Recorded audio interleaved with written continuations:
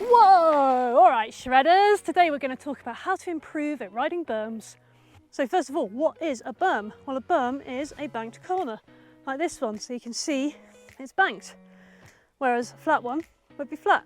It's as simple as that. So in a berm, you have a lot more grip and support from the ground, because unlike in a flat turn, where just the side knobbles of your tyres are in contact with the ground, in a berm, the whole of the tyre is in contact. So you've got lots more grip. So already you're winning. So what are the techniques to improve at berms? So you want to approach the berm in a nice ready position. You want to have your pedals level and you need to be looking around the corner. Make sure you maintain quite a nice strong position with those arms, because as you go around the berm at the exit, it's quite easy to be pushed back. But if you keep a nice strong position, you're going to be able to counter that really well. It's very subtle, the difference between keeping a strong position with the arms, but hopefully you can see that in the second one, where I sort of stayed a bit loose in the arms and had my weight a bit far back, that as I exited just there, I got pushed back and the front of the bike came forward a little bit. What that means, if you've been pushed back, is that as you exit the berm, you're very light on the steering and basically you're a lot less in control of your bike. So let's say, for example, you've got a jump straight after, like we have here. If you're right in the back seat, you're not ready for that jump at all. Perhaps there's whatever there is after the berm. If you're coming out of it pushed back in the back seat, you've got to fight to come back forward before you can regain proper control of your bike. So it's something to be avoided. So unlike a flat turn, in a berm, you and the bike lean almost together. So if you've watched my flat turns video, if not, you can check it out up here. But if you've seen it, you'll know that we have to keep our weight really far outside the bike to make sure we get that weight down on the side knobbles. That's not the case on a berm. You've got the whole tyre in contact with the ground.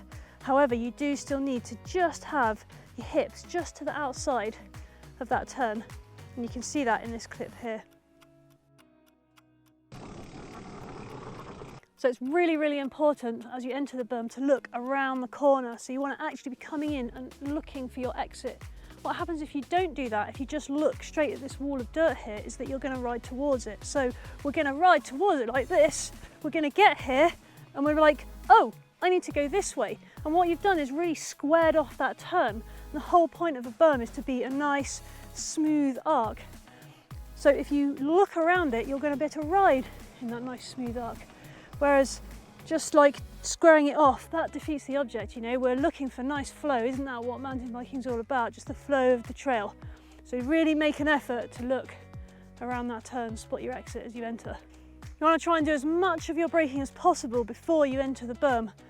But at the very least, if you can get to the apex of the corner, so the point where it's the tightest and you start to exit again and let the brakes off there, you're going to get that fantastic acceleration out of a turn.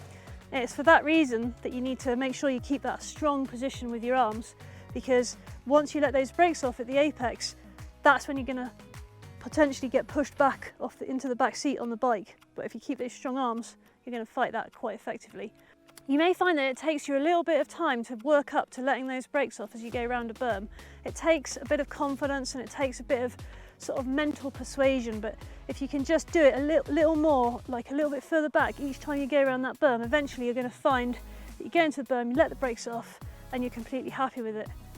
So what line should you take to go around the berm? Well, ideally you want to enter wide or high so that you exit low, and that stops you getting pushed up out of the top of the berm, and it also means that you're going to have a nice smooth arc as you go around that corner. So I'm entering wide here, and then that puts me down in the middle for the next obstacle. Entering inside, and I just come to here, like, whoa, I've got to slow down because I've gone into the turn in the wrong place. So you should be able to see from those two different lines into the corner that the inside line really doesn't work. And it's a little bit like the old adage, wide in, tight out. That's good, that's what you want.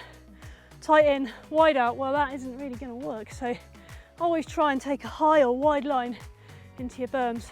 So those 6 points are really going to help you to improve with your berm riding. But there are some variations. So this berm is quite a nice big arc and you're just going to come into it and just rail it. But then you get the smaller, tighter radius berms where actually if you want to, you can really push into it with your feet to generate some pop out of it.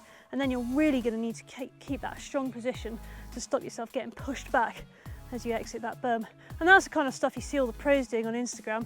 They're riding tight radius turns, really pushing into them, popping out, bam, into the next one. So there we go, there are some tips to help you improve berms. So I hope that's helpful. I hope you can take those principles away with you, take them to your local berms, practice, maybe just pick one thing at a time. There's quite a lot in there that you can do to help improve. And let me know how you get on, leave me some comments below. And of course, if you've got any questions, don't forget to leave them for me. I'll try and help you out. If you like the video, don't forget to press like. And if you want to see more skills tutorials like this one, don't forget to hit that subscribe button right now.